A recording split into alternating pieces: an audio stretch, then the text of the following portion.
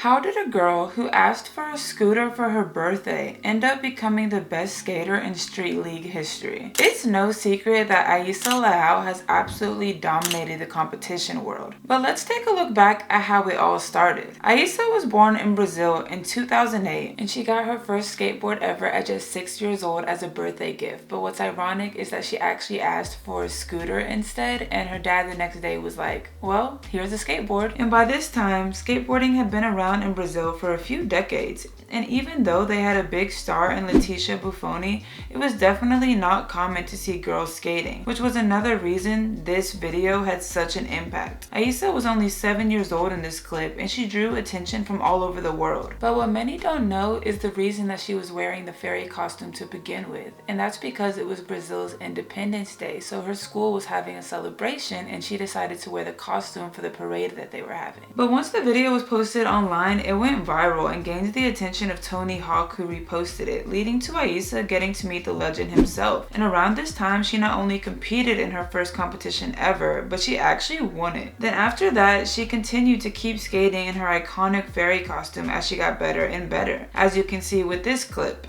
and then this clip, and then this one. You get the point. And she even switched up the costume sometimes. So even though these other videos didn't go as viral, Rayssa was continuing to progress at an extremely quick rate, and she started getting invited to influential spaces in the skate community. Then around 2019 is when the world started to really see the Rayssa we all know now. This was the year she turned 11 years old and she competed in her first ever street league. And by this time, street league had been around for 9 years, but women had only been allowed to compete for the past 5 years at the time. And the first time women could compete, the first place skater took home $30,000, but that number has now gone up to $100,000, at least for the Super Crown. So Rayssa came onto the scene pretty early on, and in her first competition, she placed third behind Pamela Rosa and Haley Wilson. And at this time, the obstacles were literally bigger than her. And a few months after that, she won her first ever street league. And since then, she has gotten first place 12 different times. And remember what I said about that prize money earlier? I'll let y'all do the math for that. But she also has made it into the 9 Club several times as well. And although several girl skaters have earned a spot in the 9 Club, she is the only skater to earn a 9 in the run section of the competition. And in 2022 specifically, she actually won every competition had that year, which I think is when people really started to compare her dominance to that of Nyjah. And they both are the only skaters to have had a three-peat when it comes to the Super Crown. Definitely tune in this year to see if she can make it 4 in a row. Now, Rayssa's reign in street league has been absolutely phenomenal, but she has her fair share of X Games medals as well.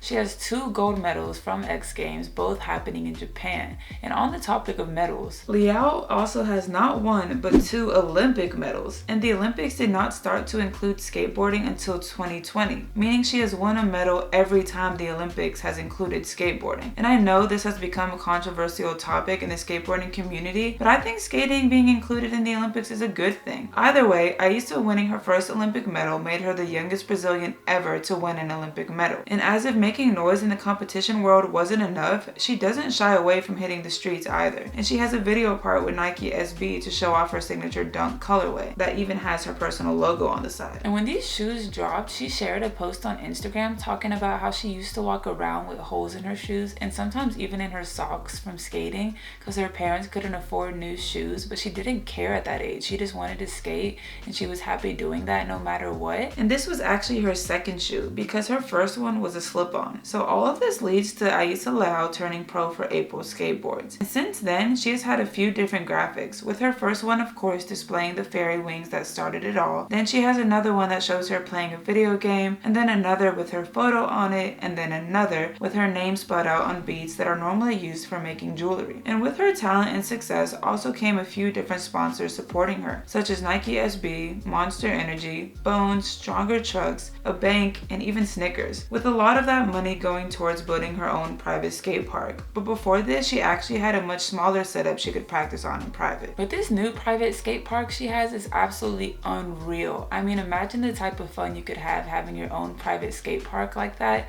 Me personally, I would be inviting my friends over all the time to skate, so I can only imagine. But here's where she can practice to get ready for the big stage, and with the Super crown going back to Brazil this year, she will definitely be trying her best to have a 4P. But competitors like Liz Akama, Aoi, Paige Hine, and Chloe Cavell will definitely not make it easy for her. But make sure you tune in and support all of these young ladies on May 3rd for the first Street League contest of this year.